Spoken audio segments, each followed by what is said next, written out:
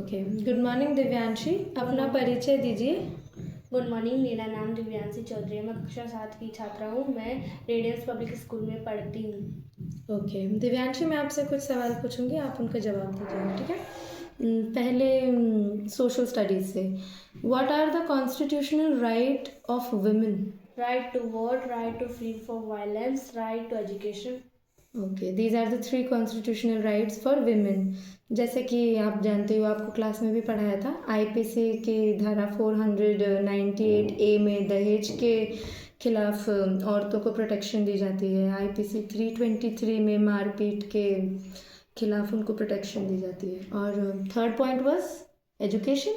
हाँ, आरटी 2009 में जो पारित हुआ था, सभी गरीबों को, कि कोई भी गरीब शिक्षा से वंचित ना रह जाए, इसीलिए उन्हें शिक्षा का एक अभियान चलाया था, RT, right to education.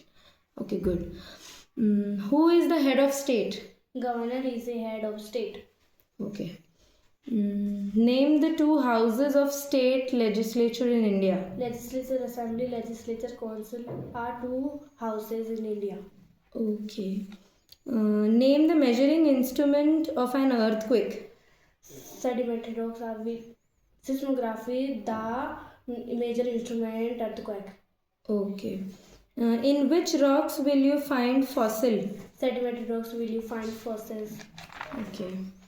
Now I'm asking some questions in science. What is cellular respiration? The process of breakdown of food in the cell with release energy is called cellular respiration. Okay. What produces lactic acid? The partial breakdown of food are called lactic acid. Okay, that produces lactic acid. What causes muscle cramps? Lactic acid causes muscle cramps. Okay. Give an advantage of pranayam. Pranayam can increase of the capacity of lungs to take more air. Pranayam हमारे lungs की oxygen लेने की capacity को बढ़ाता है. Very good. Okay. Name the parts of circulatory system. Okay, I'm gonna skip this question.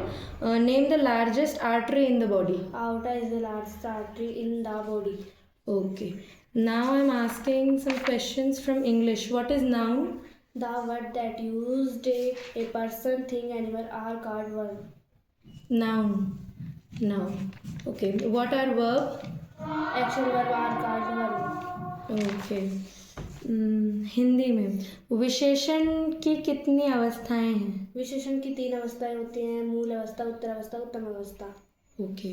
वाक्य में क्रिया का क्या महत्व होता है? वाक्य में क्रिया का उतना ही महत्व होता है जितना शरीर में हमारी आत्मा का. क्रिया के अभाव से वाक्य निरर्थक हो जाते हैं. ओके. वाक्य किसे कहते हैं?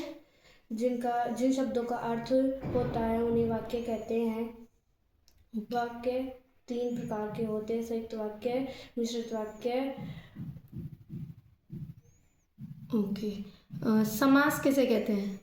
2 या 2 से अधिक परस्पर शब्दों का अर्थ बताने वाले शब्दों को समास कहते हैं. समास के 6 भेद होते हैं: तत्पुरुष समास, कर्मधारय समास, बहुव्रीहि समास, दीर्घ समास, द्वंद्व समास, अव्ययीभाव समास. Okay, very good. पद किसे कहते हैं? वर्णों का ऐसा संगठन या समूह है जिसका निश्चित अर्थ हो उसे पद कहते हैं.